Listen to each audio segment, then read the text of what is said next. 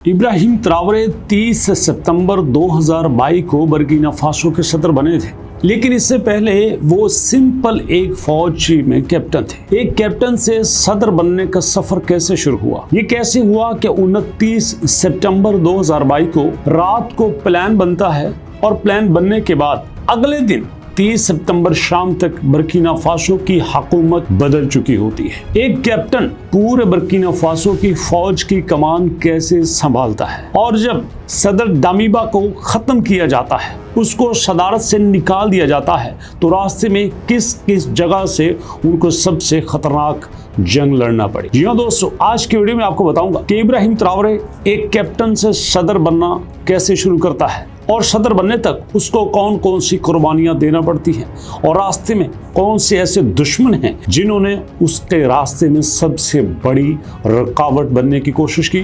तो आज की वीडियो ना सिर्फ इंटरेस्टिंग है बल्कि आपके लिए बहुत ज्यादा इंफॉर्मेटिव भी है। तो जानने के लिए आइए मेरे साथ वीडियो की तरफ।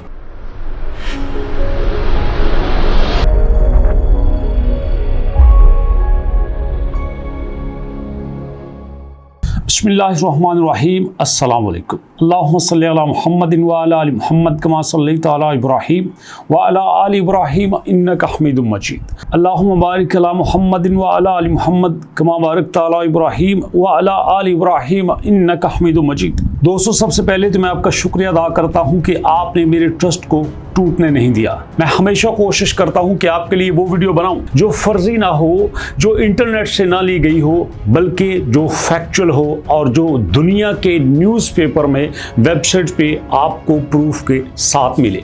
तो आज भी पूरी ईमानदारी के साथ और पूरे एतमाद के साथ आपको कहता हूं कि जो फैक्ट्स, जो डाटा, जो स्टोरी आपको बताऊंगा वो दुनिया के अखबारात में मौजूद होगी। ना सिर्फ छोटे अखबारात बल्कि social media, top magazines, even के बीबीसी में भी उसके सबूत मौजूद होंगे।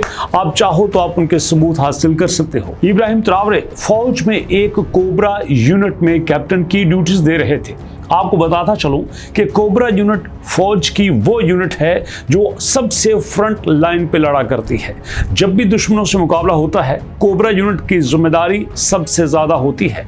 वो दुश्मनों से हाथों से भी लड़ती है, गोलियों से भी लड़ती है, तलवारों खंजरों से भी लड़ती है, बल्कि दुनिया का हर असला वहां पे इस्तेमाल किया जाता है। और इस तरह से कोबरा यूनिट को फौज का सबसे इंपॉर्टेंट यूनिट समझा जाता है। और मैं आपको बता चुका हूं कि इब्राहिम ट्रावरे कोबरा यूनिट के ही कैप्टन थे। लेकिन क्या होता है, गैजिंदे नाम का एक शहर है, वहां से फौज का एक यूनिट गुजर रहा होता है और वहां पे दहशतगर्द हमला कर देते हैं। ये वाकया है 26 सितंबर 2022 का, और जिसमें तकरीबन 28 फौजी और 10 शहरी जाँ बहक हो जाते हैं।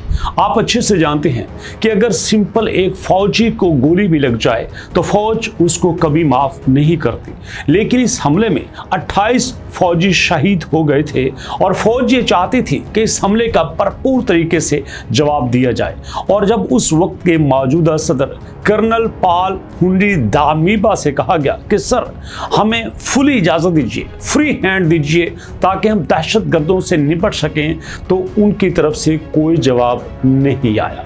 इवन कि इतना बड़ा हमला होने के बाद चाहिए तो ये था कि सदर दामिबा इन मीडिया पर आते और आके खिताब करके फौज से मोहब्बत का सबूत देते, क्योंकि वो भी फौज में एक कर्नल की जिम्मेदारी सर अंजाम दे रहे थे। लेकिन ऐसा कुछ नहीं हुआ। हवाबाजी की गई, हवा में बयान दिए गए। जब फौज ने कहा कि सर, हम ऑपरेशन करना चाहते हैं, हम दहशतगर्दों को कंप्लीटली खत्म करना चाहते हैं, हमें असला दिया जाए, हमें गाड़ियां दी जाएं, हमें सपोर्ट दी जाए, तो उसका जवाब भी ना की सूरत में मिला। ये पहला वाकया नहीं था, इससे पहले बहुत सारे इस तरह के वाकयात हो चुके थे जिसमें कई बार कई फौजी हमलों में शहीद हुए, लेकिन हुकूमत की तरफ से कोई रिस्पांस नहीं आया। तो ये सब कुछ देखकर इब्राहिम ट्रावरे ने प्लान किया कि अब हमें बहुत बड़ा फैसला करना होगा, और ये फैसला था कर्नल पॉल हेनरी संदागो दामिबा की हुकूमत को ख़त्म करने का।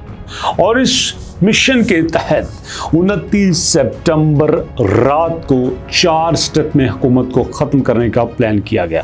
पहले स्टेप में तमाम उन फौजी अफसरान को इकट्ठा किया गया जो कर्नल दामीबा से बहुत ज़्यादा नाराज थे। उसकी वजह यह थी कि कर्नल दामीबा हमेशा जब भी फौज में प्रमोशन देते अपने साथियों को देते, अपने रिश्तेदारों को देते, जो ठेके मिलते, कॉन्ट्रैक्ट मिलते, वो भी अपने करीबी लोगों को मिलते और उनके ऊपर करप्शन के भी इल्जामात लगाए जाते थे। और ये वाज़ेह तौर पर कहा जाता था कि जहां भी हमें हुकूमत की सपोर्ट हासिल होनी चाहिए, कर्नल दामीबा जो कि उस वक्त के अबूरी सदर थे, मुकम्मल तौर पर खामोश नजर आते हैं और हुकूमत सिर्फ उनके महल से बैठकर होती है, बाहर फील्ड में नहीं निकलते। तो यहाँ पे पहले स्टेप में सारे फौजी लोगों को अपने साथ मिला के उनसे एक एक स्टेप तरतीब करवाया गया और सबसे बहादुर लोगों की टीम्स बना के आगे स्टेप नंबर 2 की तरफ चले। और स्टेप नंबर 2 में इस बात का खास तौर पर ख्याल रखा गया कि इसकी भनक किसी भी सियासी पार्टी को नहीं पहुंचनी चाहिए। सारा मिशन फौजियों के अंदर तरतीब दिया गया और इस मिशन का प्लान ये था कि सबसे पहले हम इंपॉर्टेंट जगहों पर जाएंगे, वहां पे कब्जा करेंगे, शहर में मुख्तलिफ जगह पे अटैक करेंगे, धमाके होंगे, वहां पे सारी सिक्योरिटी फोर्सेस उसी जगह पे तवज्जो देगी और हम उसी दौरान इंपॉर्टेंट जगहों पे कब्जा कर लेंगे। और यही हुआ स्टेप 2 में। और स्टेप 3 में होता है सबसे इंपॉर्टेंट एक्शन। स्टेप नंबर 3 में 29 सितंबर की रात और 30 सितंबर की सुबह वो 3 ऑफिसेस का घेराव कर लेते हैं, जो कि हुकूमत का टीवी, प्रेसिडेंट ऑफिस और जो फौज की कमांडिंग पोस्ट होती हैं, तीनों जगह पे कब्जा कर लिया जाता है। और नो डाउट वहां पे उन्हें मज़ाहमत का सामना भी करना पड़ता है, लोग मज़ाहमत करते हैं, लेकिन जब पता चलता है कि ये फौज के अपने ही आदमी हैं तो आगे से हथियार फेंक दिए जाते हैं। उसकी वजह यह है कि जो फौजी वहां पे काम कर रहे होते हैं उन्हें भी पता है ना तो उन्हें टाइम से तनख्वाहें मिल रही हैं, ना सपोर्ट मिल रही है, ना अद्वियात मिल रही हैं, ना असलहा मिल रहा है और ना ही उनकी यूनिट्स को अपग्रेड किया जाता है। और जब ये देखते हैं कि आगे से आने वाले हमारे फौजी साथी ही हैं तो वो बिल्कुल उनको सपोर्ट करते हैं। और इसी तरह से तीसरा स्टेप भी कंप्लीटली सरंजाम दे दिया जाता है। स्टेप नंबर 4 में गवर्नमेंट का जो नेशनल टीवी है वहां पे फौजियों का एक ग्रोह आता है और आगे कहता है कि आज से आइन मुअत्तल कर दिया जाता है। सदर कर्नल पाल हुनरी सांदागो दामीबा को मुअत्तल कर दिया जाता है और यहाँ पे पार्लियामेंट तहलील कर दी जाती है और मौजूदा जो सिस्टम बनाया जाएगा, कैप्टन इब्राहिम त्रावरे उसी सिस्टम के सरबराह होंगे। और यूं 30 सितंबर 2022 को कैप्टन इब्राहिम त्रावरे अपने मिशन को कंप्लीट करते हैं और हुकूमत पे कब्जा कर लेते हैं। अब सवाल यहाँ पे ये बनता है कि इब्राहिम त्रावरे ने ऐसा क्यों किया, क्योंकि उनसे पहले भी जो अबूरी सदर थे वो कर्नल पाल हुनरी सांदागो दामीबा थे, वो भी फौज के अपने ही लाए हुए थे। लेकिन आपको बता देना चाहता हूँ कि उनको भी फौज ने इसी तरह ही लाया था जैसे इब्राहिम त्रावरे को लाए थे। और आपको बता देना चाहता हूं कि उनसे पहले सदर रॉक मार्क खारिशन कबूरे थे, जो कि 2015 से लेकर 2022 तक हुकूमतें में रह चुके थे। सदर कबूरे वो पर्सनैलिटी थी जिनको सदर दामीबा के बाद लाया गया था, सदर ब्लेज कंपावरे के बाद लाया गया था। आपको बता देना चाहता हूं कि सदर ब्लेज कंपावरे वो शख्स थे जिन्होंने थॉमस सनकारा को कत्ल करके हुकूमत पे कब्जा किया था और जो बिला शिरकत गैर 27 साल तक हुकूमत में रहे थे। और दोस्तों, जब से इब्राहिम त्रावरे हुकूमत में आए थे, नौजवानों ने भरपूर तरीके से सपोर्ट किया और मैं कई वाक़यात आपके साथ शेयर कर चुका हूं कि जिसमें इब्राहिम त्रावरे को बड़ी खुशी से वेलकम किया जाता है। और यूं 2022 से लेकर 2025 तक वो बर्किना फासो के हुकूमत कर रहे हैं और अपनी आवाम की बेहतरी के लिए काम कर रहे हैं। दोस्तों, ये एक छोटा सा मैंने ओवरव्यू आपके सामने रखा कि जिस तरह से इब्राहिम त्रावरे ने हुकूमत के ऊपर कब्जा किया और आवाम की बेहतरी के लिए काम शुरू कर दिया गया। जो भी बातें मैंने आपके साथ शेयर की हैं मुकम्मल, ऑथेंटिक, जेन्युइन और फैक्चुअल हैं। आपका कोई भी क्वेश्चन हो तो कमेंट सेक्शन में पूछ सकते हैं।